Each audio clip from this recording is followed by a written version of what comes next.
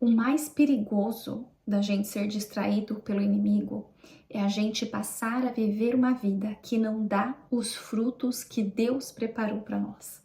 É a gente viver abaixo daquilo que Deus tem para nós.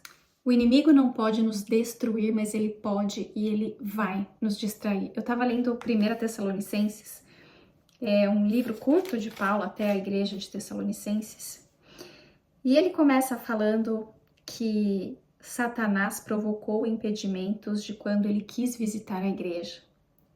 Depois ele fala que o irmão Timóteo veio para fortalecer e encorajar a fé deles, a fim de que ninguém fraqueje diante dessas aflições. E depois ele ainda fala: enviei Timóteo para conhecer o estado da vossa fé, temendo que o tentador vos tivesse seduzido, tornando inútil todo o nosso desempenho. E quando eu estava estudando e tentando entender isso daqui, a gente vê que Satanás ele tem um grau de ação na nossa vida que pode nos trazer impedimento, que pode nos fazer fraquejar durante as nossas aflições e pode nos seduzir a ponto de que todo o empenho da pregação do evangelho se torne inútil. E ali eu comecei a me questionar o que isso acarreta na nossa vida. O enfraquecimento da fé faz com que a gente comece a agir pelo medo, faltando confiança em Deus e muitas vezes tentando nos apoiarmos nas nossas próprias forças. A fé abalada é uma fé que caminha pela dúvida. Mas uma das coisas que mais me chamou a atenção é que quando o inimigo nos seduz, abala a nossa fé, quando ele nos distrai, isso muitas vezes pode acarretar quebra de propósito e frutos no reino de Deus. Como ele diz aqui, tornando inútil todo o nosso empenho. Eles queriam verificar o estado da fé daquela igreja, temendo que o tentador tivesse seduzido. Então, quando alguém cai na sedução do inimigo, isso pode quebrar o chamado e os frutos que Deus planejou. O mais perigoso da gente ser distraído pelo inimigo é a gente passar a viver uma vida que não dá os frutos que Deus preparou para nós. É a gente viver abaixo daquilo que Deus tem para nós. E muitos crentes vivem assim. Eles entram nessa zona de conforto, nessa zona de estagnação, nessa zona de esfriamento, onde tá bom do jeito que tá. Sinto que minha vida não avança, minha vida espiritual não avança, minha vida em vários sentidos não avança. Mas eu sigo fazendo as mesmas coisas. E a gente fica vulnerável a esse engano espiritual.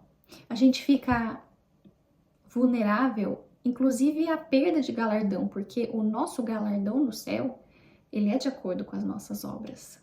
E às vezes eu fico pensando como será o galardão dos medíocres. Deus, ele coloca a barra aqui em cima, porque ele tem para nós planos de paz, planos de prosperidade. Os pensamentos dele são muito mais altos do que os nossos.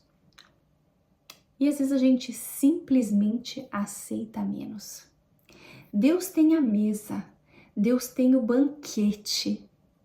Nós somos filhos e a gente tá ali, ó, como Lázaro, no pé da mesa, comendo o que sobra, as migalhas, quando a gente tem o banquete.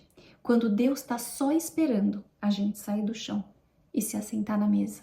Essa carta de Paulo a Tessalonicenses, ela nos exorta para a gente tomar cuidado com os impedimentos que Satanás quer trazer, com o esfriamento da nossa fé que Satanás quer gerar,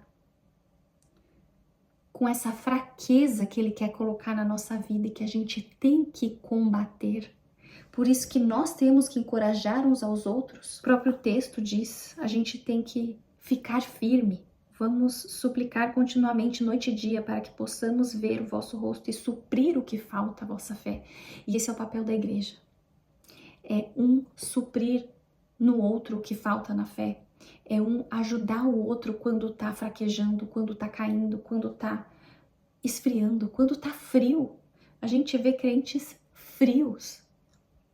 E Deus lá olhando e falando assim: tá bom, você não vai dobrar o talento que eu te dei, daqui que eu vou dar o talento para outro.